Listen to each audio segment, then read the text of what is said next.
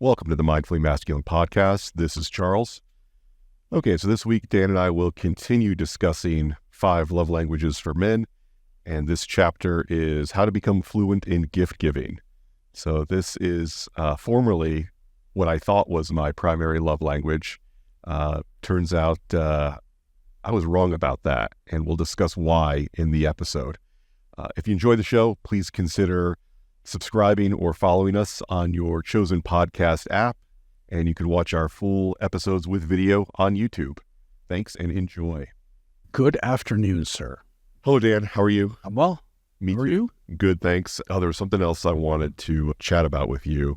I'm sure it'll come to me eventually. Okay. I bought a new backpack for my trip to Europe, and I went with colors instead of just going with a black backpack. It's a green, a couple different colors of green. Okay. I'm hoping that will make it a little easier. I don't plan on checking it, but I will check it sometimes, like at hostels, where sometimes you'll check it in the morning, then go out during the day, then get it before you leave that town.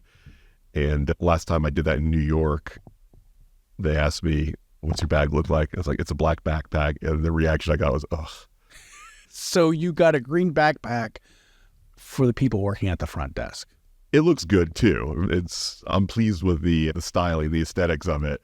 But yes, it is also Very generous of you. it's the green one. Yes. That will make it a lot easier for them to find it. And another Osprey bag. I love Osprey bags. I've got many Osprey bags. I've probably bought almost 10 of them over the years. Oh. And they are very high quality for travel, backpacking, hiking, what have not. And yeah, I'm excited about, and it's also made to fit under the seats of every airplane. Very important for you. Very important, because I do not like paying carry-on fees, and I certainly don't like checking. You are going to be leaving the country here soon. That's exciting. It is. For almost 3 weeks. Yeah, it's a little bit more than a week away. That's crazy. It really is crazy.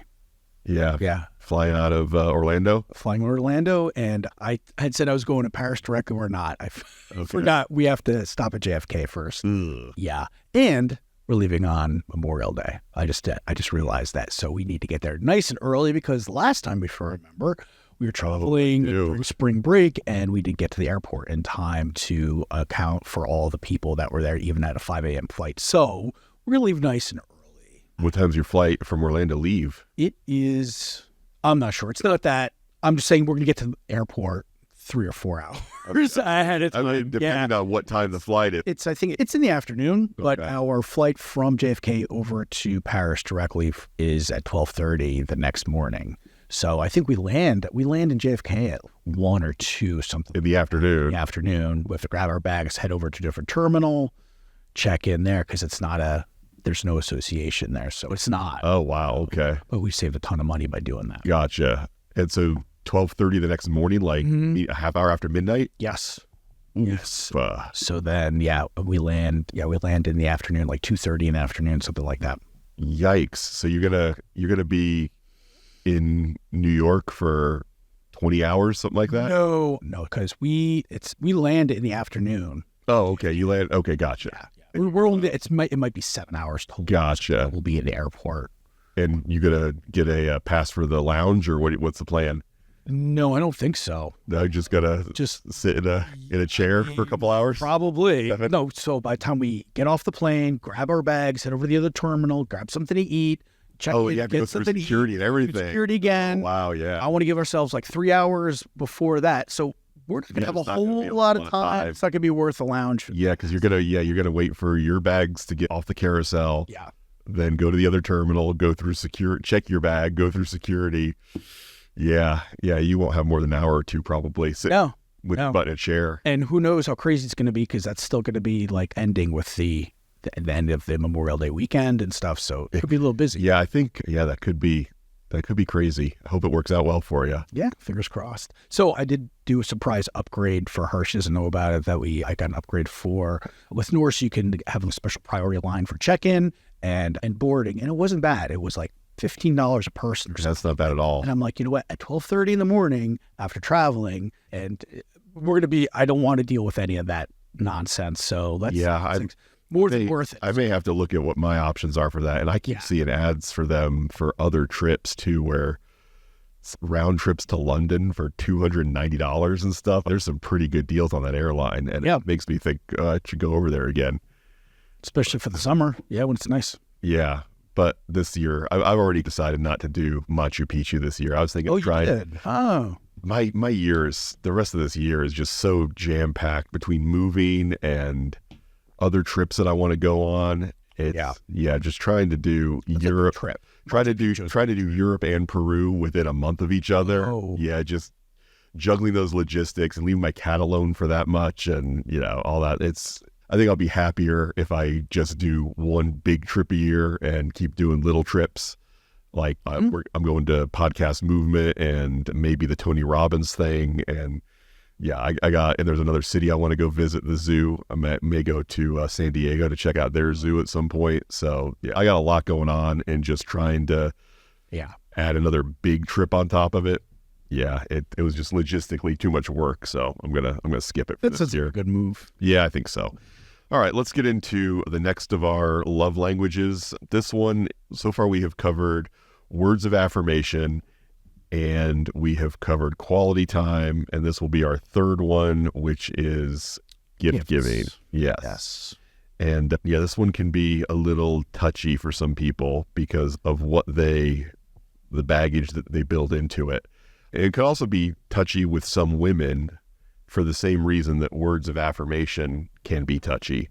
Many men, particularly men who are not very experienced in dating and courting popular, attractive women, will sometimes attempt to both use compliments and gifts as a shortcut to build connection and intimacy. And so when you are a popular, attractive woman who has probably been good looking for her whole life, she can be somewhat used to men trying to use compliments and gifts as a shortcut to get close to her.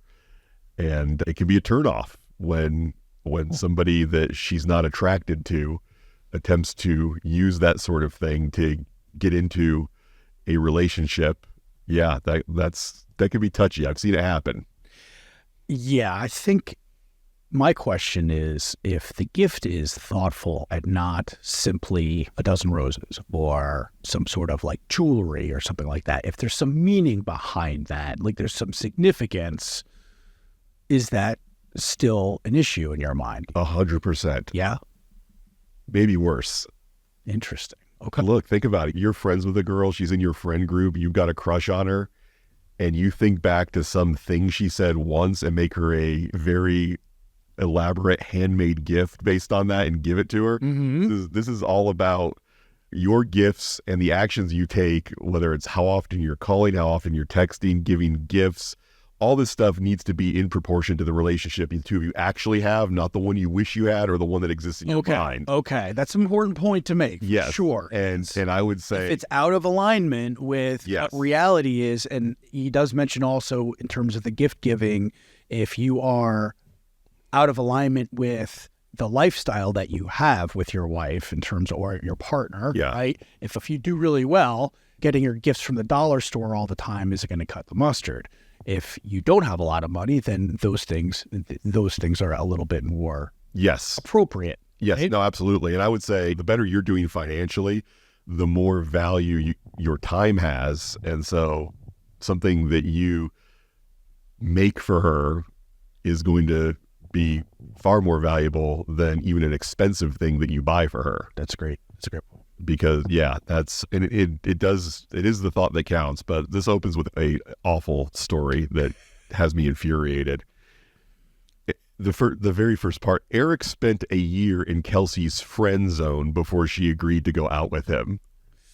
This is classic church boy mentality that we're about to get into here, and that I lived inside of for years. So that's something they advocate, is being friends first. Is that what?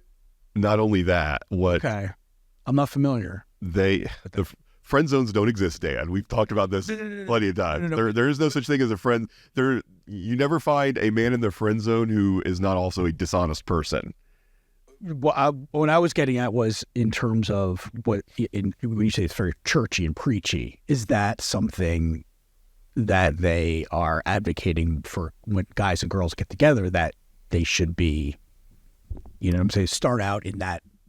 I would say that the church probably has a tendency to, more than other social constructs, men denying what it is about women that has them interested is certainly a thing. Understood. Yes. Being open with the idea of, wow, you are very attractive and I would love to get to know you more. Anything that could even partially make any kind of a reference to having sexual interest. Premarital sex? Yeah, having sexual interest in a woman is looked down upon. So it's going to be, Understood. Yeah. So, I think this environment, though, you're only in a friend zone when you have chosen to keep your true thoughts and intentions and feelings secret from someone. So there are no honest men in the friend zone. There are only dishonest men in the friend zone. Honest men say, hey, here's what I'm looking for. Here's what I'm interested in. And then you give the woman the choice to accept or decline that. And then if she declines it, then you move on and pursue other romantic relationships that interest you. You don't take silver medals in relationships to say, oh, I want this, but you're not willing to give me this, so I'll settle for this. And then, so in this story, he's in the friend zone with this girl, takes her to a baseball game, catches a foul ball or a home run ball, and then puts it into a display case, gives it to her, and because her love language is gift giving, she now decides that she is interested in this guy romantically. And again, this feels like an absolutely made up scenario because that is not what happens. And some of the language that this probably made up scenario uses is super cringy and not okay, in my opinion. If Kelsey's primary love language had been words of affirmation, quality time, acts of service, or physical touch, Eric's gift might have been met with a blank stare or a half-hearted thank you. Yeah, maybe. But Eric rolled the dice on gift giving and walked away a big winner. What are your thoughts when you hear that? Yeah, so my comment in the side of the book here was, really? For that paragraph, in this fictitious scenario, really, if somebody went to all this trouble to give you this ball or whatever, first of all, and if your love language wasn't gifts, you'd be like, oh, this doesn't mean anything to you. Meh. Yeah. Right? Yeah. So that's really what I was confused about. But rolled the dice on gift giving and walked away a big winner. It's, I've got this crush on this girl, so let me see if I can figure out what her love language is, and then I'll give it a shot and maybe she'll like me back. Is that what the purpose of this book is? So that you can learn about the different ways that people feel love, and then when you have a crush on one, you try to figure out what their love language is, then you change your actions to match what you think it is, and if you get it right, then congratulations, you won a relationship. There's worse ways of approaching trying to get in a relationship with a woman. It's hard to think of any worse ways. Like what? Not paying any attention to what she's interested in or how she feels love, right? Where I think a lot of people will go on dates and just talk about themselves the whole time. I've been on dates with women where they say, "Oh wow, you actually let me talk. You actually listen and let me talk." Oh, that's strange. I've never heard that. Yeah. It took me. I was like, yeah, actually. Oh, that's funny. Yeah, I've heard that from a few people. I don't think. But is that really trying though? Again, we're in a situation here where we already know he's got a crush on her and she doesn't feel romantically about him. Yeah. And now he's strategizing how he can get out of that situation, out of that relationship. I think this is very. I can't speak to that because I haven't done that or try. Yeah, I don't know, man. This feels very specific to. Like, I want her, she doesn't want me. What can I do to make her want me? Yeah. This is what the pickup artists call seduction. It's the same thing. It's, I'm going to change my behavior so that hopefully she'll like me more and maybe agree to accept something she doesn't want right now. And I think it's super cringy and super naive a way to approach that men approach their relationships. And I think it's setting men up for failure. The idea of, I've got a crush on this girl, she doesn't like me, but I'll use the information from this love languages book and maybe I can get her to like me. I've never heard of that actually working in real life, whether it's with gift giving or any other love language. Yeah, I'd be curious to hear if it has from anybody. Yeah. It's an interesting thing, interesting question. interesting way to think about it. If next time I hear about how people got together. Yeah, I'll read the singles version of this book. I'll read that. Get together. It makes me think that the love languages for singles is probably also full of some cringy stuff. Could be. Because I don't remember most of it. I read it, but it was years ago. Yeah, this does not sound to me like authenticity. This sounds, let me do the right thing and I'll get the result that I want. And that is rough. Okay, but then he goes on to say, to be clear, the love between them is already there. He's not trying to earn his wife's affection by buying her expensive gifts. So again, the internal conflict in the same chapter. You told the story of a guy who was using his knowledge of love language to get the result that he wanted, to create love. He rolled the dice. He won big. You're using this language and it's, I think in one hand, he's trying to justify the purpose of this book. And at the same time, he's trying to say, hey, it's not all about the transactions at the same point. And it's conflicting with each other. Yeah, I think it's written somewhat sloppily, as is some other stuff in this chapter where when it comes to, as I understand it, I think he attempts to make the case to say receiving gifts or gift giving as your love language, and it's really about receiving gifts. This is not about your wife or partner. They don't feel loved by giving you things. It's about receiving gifts. And I think receiving gifts would be the more appropriate name for this than gift giving. Mm-hmm. Yeah, for this chapter. Yeah, all of these, it's about what effect do words of affirmation have on my partner? Right. What effect does quality time have on my partner? What effect does giving gifts have on my partner? No. What effect does receiving gifts have on my partner? Mm-hmm. So I feel like that's something that an editor should have, it seems clear to me that we're looking at all these in terms of your partner, your female partner's experience, and the experience she's feeling loved by is not by giving you a gift. It's by receiving a gift from you. Mm-hmm, mm-hmm. So I don't understand why I think maybe for emotional baggage reasons, they feel like gift giving sounds better than receiving gifts, but we're still talking about receiving gifts over and over again in this chapter. That's the language that he uses. Yeah. Yep. Which is, again, it's another instance of what I consider to be disingenuous behavior. We know what's really going on here is receiving gifts, but we think it'll be swallowed and absorbed easier if we call it gift giving. And so rather than just being completely open with what it is we're talking about, we're going to give it a more pleasant name so that you emotionally immature men who don't know how to talk or interact with people, you'll be able to get past it easier. Mm-hmm. And I feel it's condescending, and I don't like that. Okay, but anyway, the point is, this is not about spending a bunch of money or a certain percentage of your money or anything about money. This is about a tangible expression of the fact that you love someone. And you're giving them a thing that they can look at and remember and touch and feel connected to that time you thought about them and took the time and effort to get something for them and then give it to them. Yeah. Okay. And I'm on board with all that. That's great. I understand that. The issue that I have is one of the headings of this chapter is tangible expressions. And that's where I draw the line of, okay, if it's gift giving, it's because there's a tangible physical object that is tied to the feelings and the connection. Yep. And then later on in the chapter, he starts talking about other ways that women will receive gifts that are like you spending time with her, you doing something. We already have those. Like, that's quality time. That's acts of service. Don't confuse this.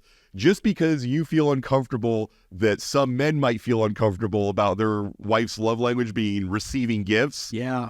Why do we have to pad this and try to make it so much easier to handle for people? Interesting. Yeah, I didn't think about it that way, but yeah, I just kept coming back to maybe he's talking about the secondary love languages, right? Right.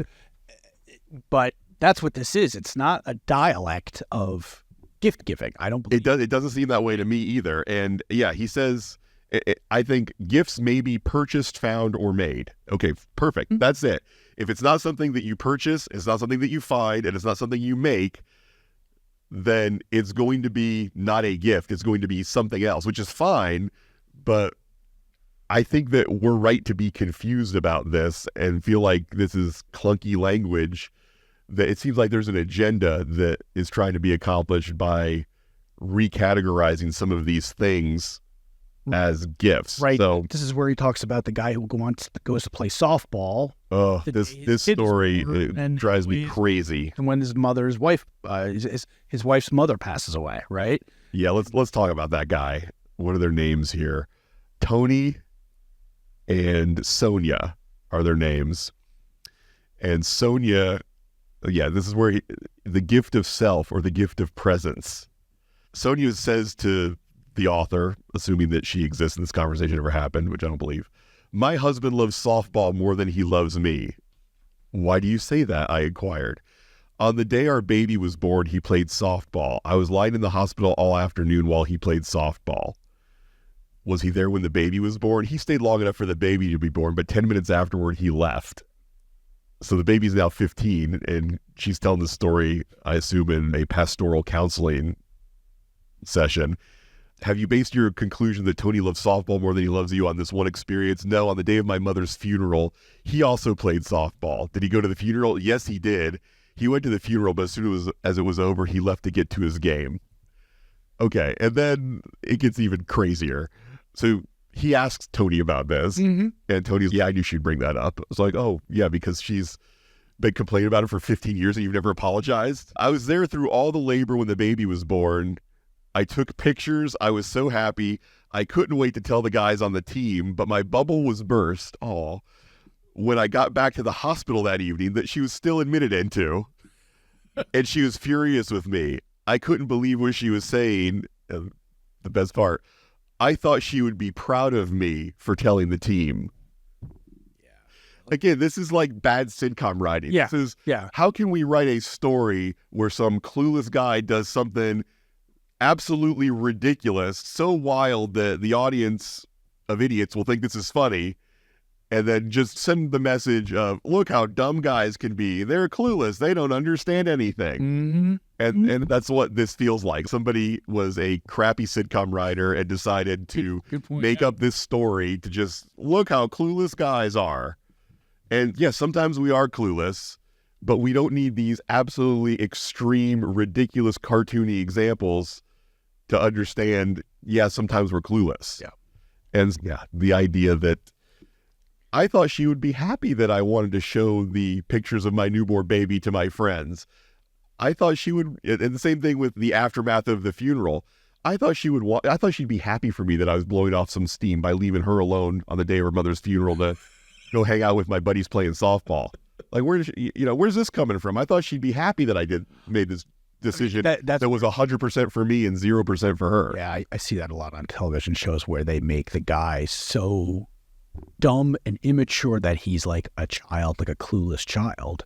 And a lot of times now they're making the children like smarter than the parents, right? Yeah. And it's just weird stuff going on these, a lot of these sitcoms and other shows that I've been unfortunately watching.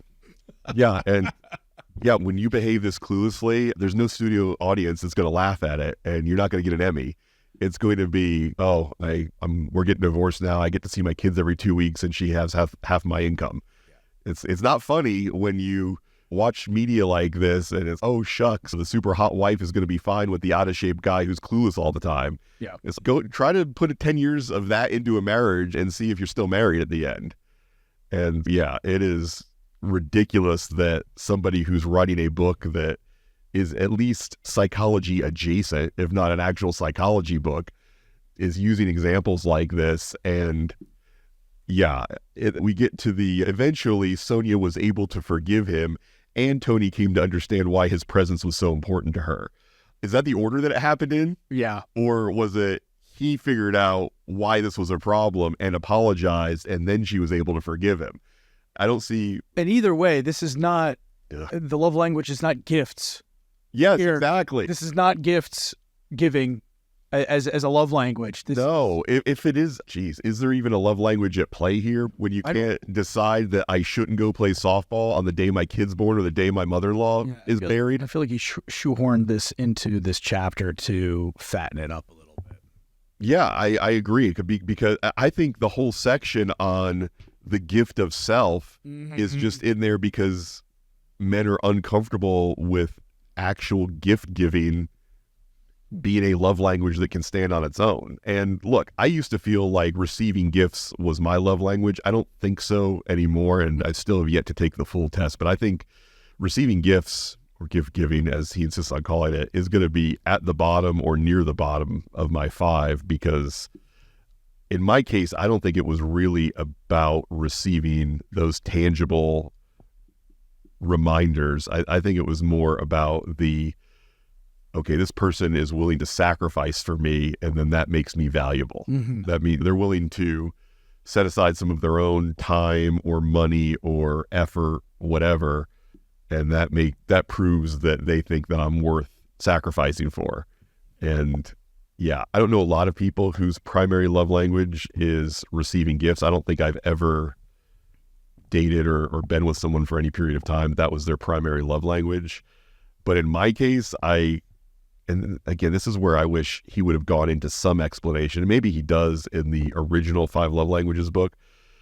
Why do we develop the primary language that we have? Like, how does that happen? What is the need that was met or went unmet in our childhoods that led us to be a receiving gifts person or a words of affirmation person or whatever? What is it that goes into this? I would love to have that information, but as far as he's concerned, if for an audience of men, that's not important to get into.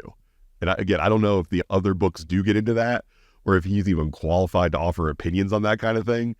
But it's the other part of the story that I wish that I had that I'm not getting out of this book like at all. Yeah. Yep. It's a little thin here for sure.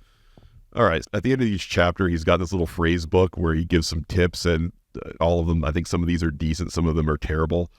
12 days of Christmas is a thing, but what about 12 days of gifts for your wedding anniversary, your wife's birthday, or Mother's Day, or some other special occasion? Yeah, if that's her primary language, I could see the value in that. I really do. I worry about guys trying to use gift giving as a shortcut in their relationship of, this is like feeling lucky that your wife's love language is receiving gifts. And then I feel like that could be used as a Band-Aid to cover something. Agreed, 100%. Deeper issue. Yes, I think that's true. I would say that in a healthy relationship between healthy people with secure attachment styles, I feel like neither of them is emphasizing the giving or receiving of gifts or anything tangible that much. I think the other ones, again, I don't want to say that the other 4 languages are better, but I do see opportunities for unmet needs, trauma, and complicated mental health issues to really overwhelm the rest of the story when it comes to the giving and receiving of gifts. I think gift giving is fine if it comes along with one of the other love languages where you were able to. So for, like I said, I feel like this is with these gifts and things like that, it is an expression of maybe of love. I care about you. I thought about you, but I think for it to be a long-lasting way for you to be able to either resolve an issue or reconnect, there needs to be more than just the gift that shows up there too, in order for things to be a little bit different in the future. Yeah, I agree. And I think, just thinking that you're going to have a transaction at a store or gift shop that is going to transform your relationship, it's probably not the fix that you think it might be. One of the things that I liked here that he talks about here at the end are photos of things that you guys have done together or experienced together. And I think that's great because it will facilitate a conversation and facilitate some good memories and some communication and connection in that respect. And it's not just purely just the photos that you're handing them and you're like walking away right. at that point, right? Yeah, no, I like that. I think that's good. One that I don't think so great, give your wife the gift of a day. When you know she's free, take a day off and let her call all the shots for what she wants to do, or give her the entire day to herself. That's quality time or acts of service. That's not giving a gift. At least not though. Yeah, it's like you've already defined something very adjacent to this as a thing to do for another language. So why? It doesn't make sense to me. I did see a creator over the last weekend was Mother's Day, and one of the people on Instagram that I follow, he suggested that you do suggest to your wife for Mother's Day, a thing you can do for her is, instead of the kids make you breakfast in bed and then leave you a kitchen that you have to go clean up or that I have to go clean up, give her the whole day off from being a mom. And that doesn't, I could see there being some societal pressure to not ask for that as a mother, but that's typically what dads usually end up getting for Father's Day, is some sort of a pass or permission, which I hate that concept of, oh, just go play golf with your buddies all day today for Father's Day, and then we'll go out to dinner in the evening or something like that. But I'm sure there are plenty of moms that would enjoy the opportunity of, unless you tell me no, I'm just going to take the kids and we're going to go off and do something on that Sunday. Yeah. And you can either go do something with your sister, your mom, your friend, whatever, but you're under no obligation to do anything that day except what you feel like doing. And some moms, I'm sure, would feel like, oh, I just want to be around my kids all day. And some would be like, oh, I just want to go sit at the beach alone and read a book. Mm-hmm. And so that's a conversation you could have with your spouse, your partner, around that time of year to say, okay, I know what Hallmark and the restaurant industry says we're supposed to do for you today, but what do you actually want to do? And they just do that for her instead of an idea. Let's see. There are some other ones. Oh, if you have an artistic bent, create a rendering of her in charcoal, watercolors, oils, clay, or some other medium. Are you just jealous because you don't have an artistic bent? No. What? Because that did trigger me a little bit when I heard that. And I'm like, you know what it is? Because I'm not artistic and I can't do any of that stuff. And I'm like thinking, hey, if I was, that would be a great thing to do. Yeah. I have had exes make me handmade things before, and fortunately they were talented and it came out good. Yeah. But when I heard that they were doing that for me, all I could think of was, what if either it's not good or it's just not my aesthetic and I don't like it, and now I'm in a position where I have to find something nice to say about something that I'm not into. Challenge accepted. And yeah, so here's why I bring that up. If you're a grown man and you decide, I'm going to make my wife a sculpture of her face in clay, and it's not good, and you give it to her, it's all right. Congratulations. Now I've also given you the chore of caretaking my feelings, where I made this thing for you that's not all that great, and now you need to be nice to me or I'm gonna lose it. And the idea of doing something like that, and it's the thought that counts. I don't have that in me to the point where, like, I can so completely dismiss the actual results of this to the point where I can simply take pleasure that you put effort into it. If it's not good, it's not good. And don't put me in a position where you expect me to pretend like it's good. Again, this could be just me being a dickhead. I think it just speaks to the kind of person you need to be with in a relationship, right? You're not going to be with somebody who won't be able to take some constructive criticism from somebody, right? I don't think that you would be with somebody like that. My opinion is because you want to be able to feel like you can be honest with them. And part of that means that, sometimes you need to be able to give some feedback. And I think that's important. But I feel like there's got to be healthy people out there that this kind of thing just comes natural. Like they're able to say, oh, babe, I appreciate that so much. I appreciate the effort that you put into it, that you thought about me. This doesn't look like something I'm going to be displaying in my office at work. If it's something where there's been like no indication from you that this is something that you would like or something that you're into, she's just making the assumption that you're going to this kind of thing. And I have had that happen to me occasionally, where you don't know, feel like you don't know who I am, what I like. And for you to get upset because you took a chance on something that you really didn't even know about, and you're going to get upset.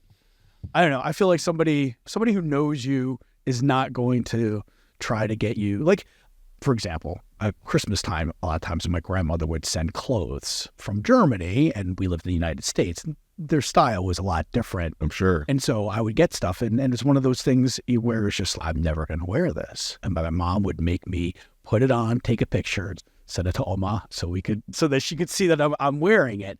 And it's just still, but I never felt bad that I didn't wear it, because I'm like, This is not something she knew I liked. She knew I liked Legos. She'd also send me Legos. So I got both. But I'm like, eventually she stops sending the clothes.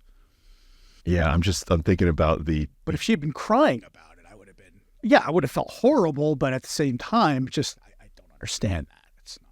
Yeah, and that's what I was thinking about while you were talking just now is you and I, we joke and we talk seriously about the differences that whether it's about a woman's appearance or their behavior. Yeah. Like, I am attracted to women who are emotional enough that they cry almost every day. Wow. Interesting. Now, I don't like to feel like I'm the reason that they're crying. I prefer... You're so picky, dude.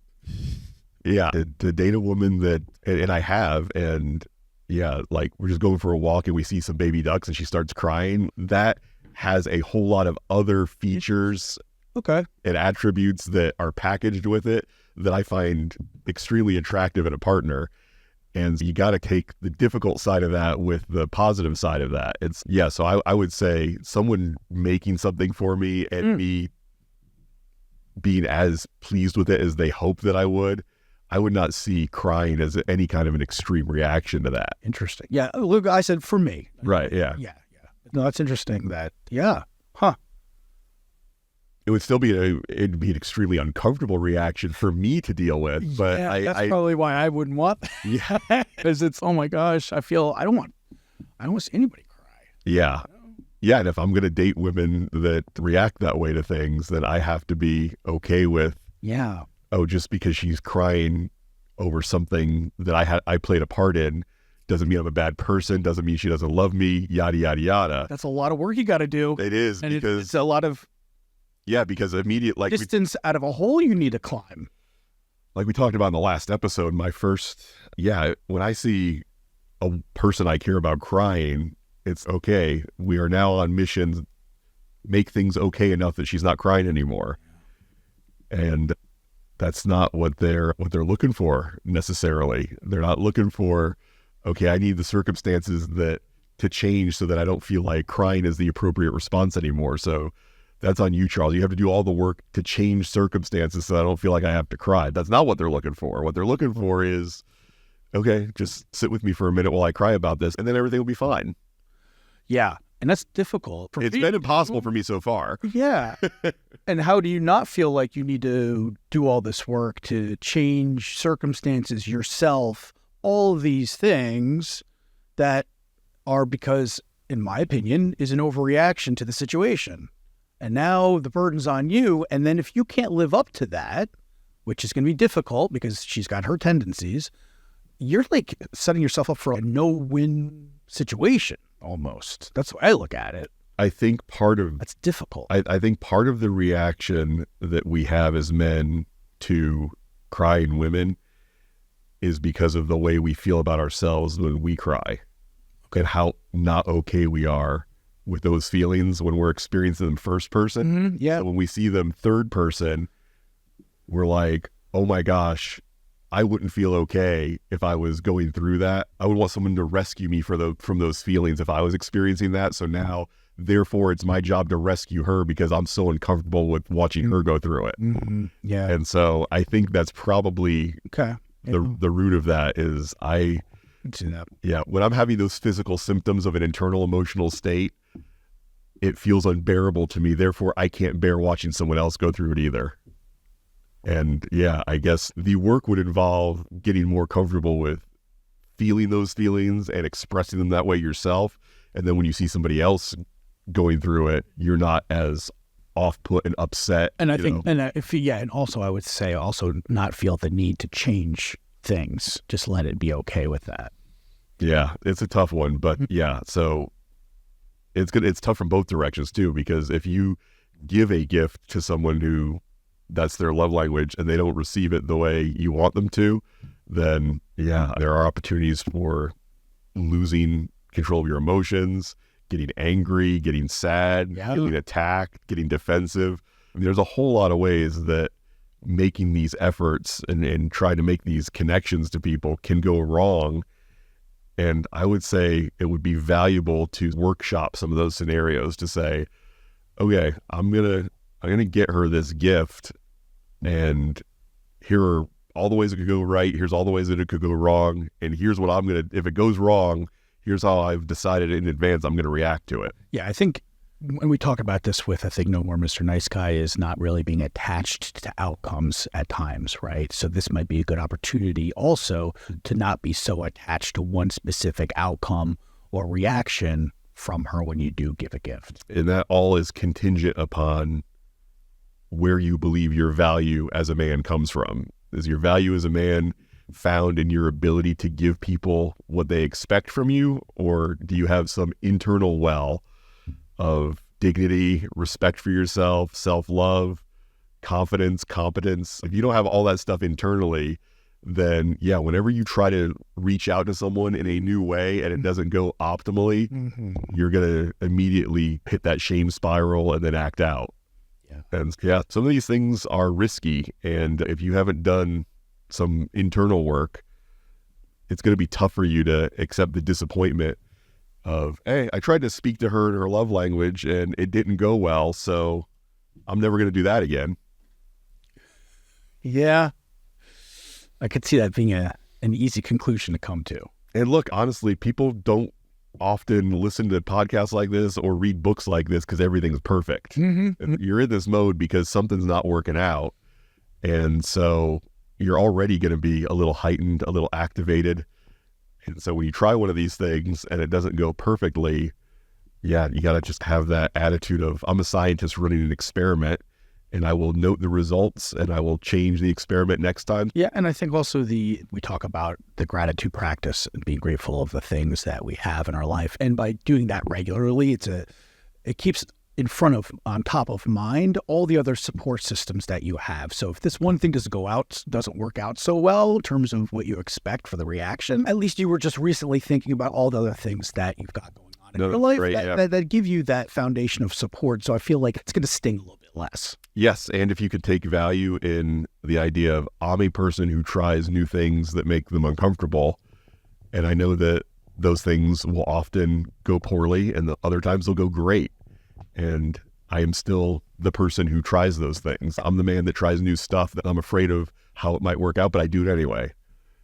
And that seems to be the mindset that successful people have. However you choose to define success, whether it's your personal relationships, your career, your hobby, your sport, whatever it is, when you say, I'm willing to try new things because I think there's a better way that I could be, then yeah, you're going to fail a lot and you're going to succeed some. Yep. So yeah, gift giving is, again, this one is a little bit of baggage on this one for me because I thought that was my love language, because that is certainly how my parents would try to make me feel loved. And I think in some cases it was, instead of giving me what I needed, they gave me this instead. I got conditioned to think that this was my language, even though it wasn't. And yeah, not just the thing that they would give me, but they would give me the thing, and then they would give me the story on how they couldn't afford to give me that thing, but they were willing to sacrifice for me anyway. And so it was a baggage-laden gift. For sure. And so I got conditioned to feeling like this was my love language. I don't think it was. I think there were other things that I needed, but that's what I got instead. So after giving gifts, what comes next? Acts of service, my love language. Oh, okay, great. And yeah, before we get into acts of service, I will be ready to share my big five in order, and I'll have the printout sitting next to me. We can get even more into my dirty laundry than we had so far. All right, cool. Thanks, Dan. We'll talk to you next time. Bye-bye. Wow, you made it through the whole thing, so you must like us at least a little bit, in which case you should definitely follow or subscribe to our show in your chosen podcast app. Thanks. We'll talk to you next time.